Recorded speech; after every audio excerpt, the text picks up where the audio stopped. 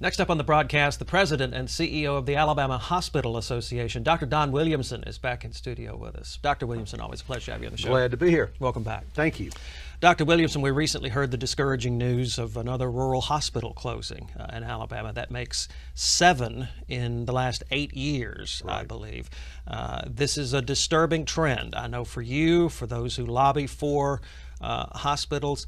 Let's talk about this particular situation first. It's Georgiana Medical Center, which is in Georgiana in Butler County. It's a very small private hospital, but you think its closing is indicative of a systemic problem? Yeah, I mean, I think if you look at why did Georgiana close, you look at why did hospitals around the state in 2018 get into trouble, why we had other rural hospitals close, it comes back to the same basic fact set. Number one, we have a high percentage of uninsured childless adults, 19 to 64-year-olds. Number two, our Medicare reimbursement rates are among the lowest, if not the lowest, in the country. And then thirdly, we fail to expand Medicaid. If you look at states that have expanded Medicaid, what you find is it reduces the risk of a hospital closing by 84%.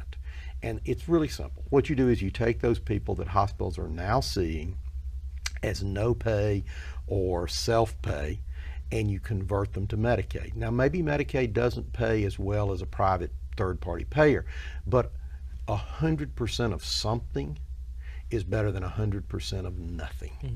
So, you know, getting some of those uninsured individuals covered by Medicaid will help support that rural health infrastructure.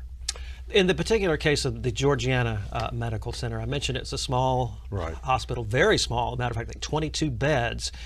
It is not the only hospital in Butler County. No. There is L.V. Stabler Hospital in Greenville where a lot of these people can go. That would be a 20-mile trip for some of them. But to characterize this as maybe not as significant because there is that other hospital in Butler County, what would you say? Well, I mean, for the individuals in Butler County, they're fortunate that they do have another community hospital. For individuals in Georgiana who may have problems with transportation, that 20 miles now becomes an enormous barrier to them getting access to medical care. For individuals in Georgiana who may present with very severe chest pain or whatever, now they're going to have to be transported 20 minutes when they may have been able to get care more quickly. So any hospital closing and limiting access to health care is a problem for that community. And I know you have said you are afraid that this won't be the last one. No, I think that the factors that are driving closure of rural hospitals in Georgiana or in other places around the state, those factors are in play right now. If you look at Alabama, 88% of our rural hospitals are losing money. You can't continue to lose money and stay in business. And when it's 88%, that's not an issue of bad management.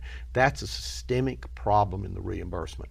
And again, it goes back to there are too many uninsured individuals, and in Alabama they're uninsured because we have not expanded Medicaid.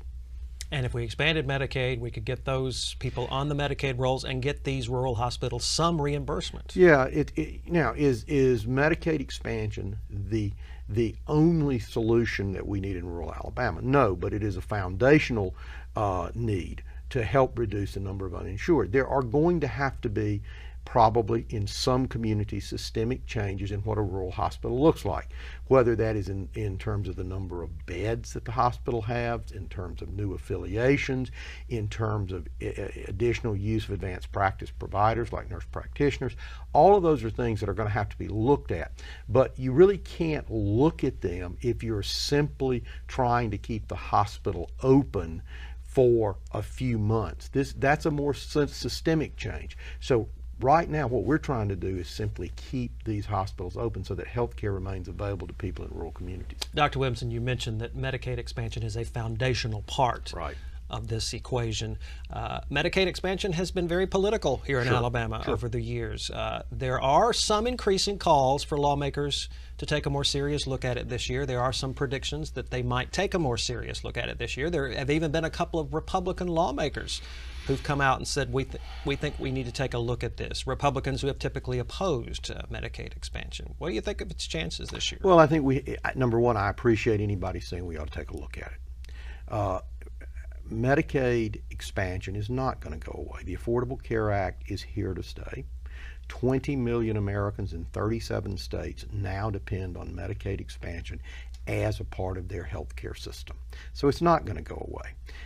Our hospitals are in progressively worse shape because the decades-long problem of low Medicare reimbursement, the number of uninsured, all of those are now reaching critical mass, and we are reaching a level, again, with 88% of our hospitals losing money, that we're going to find a significant number of those not being around in 2 years.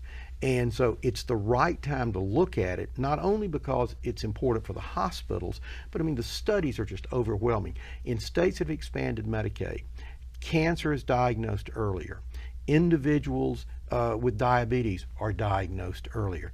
We've seen an increase in substance abuse treatment in states that have expanded Medicaid. So it's right for the patients. It's right for the citizens. In states that have expanded Medicaid, bankruptcies have gone down after Medicaid expansion. Credit scores are higher in those states. And then beyond those things, what it does for the economy, we're talking about over a 4-year period, an $11.4 billion economic impact on the state of Alabama. Dr. Williamson, we're out of time, but before we close, those who have argued against expanding Medicaid over the years here in Alabama come at it from two different, distinct fronts. One, we can't afford it because we'd eventually have to kick in a certain percentage of that expansion after the federal government covers it, and they say we can't afford that. And B, they say their goal is not to increase the Medicaid rolls, but to decrease the Medicaid rolls. Well, and I appreciate both of those, and I understand how hard it is to find money.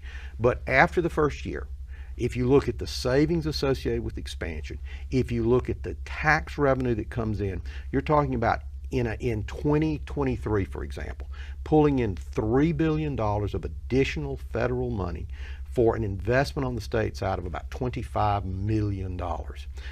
First. Second, people talk about the federal dollars going away. The federal match rate for Medicaid expansion is set in statute. It is beginning in January of 2020.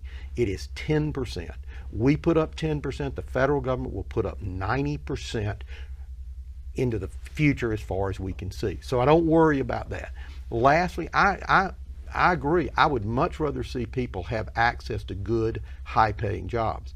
But what we're seeing is despite record high employment rates in the state, that is not translating into dramatic declines in Medicaid enrollment.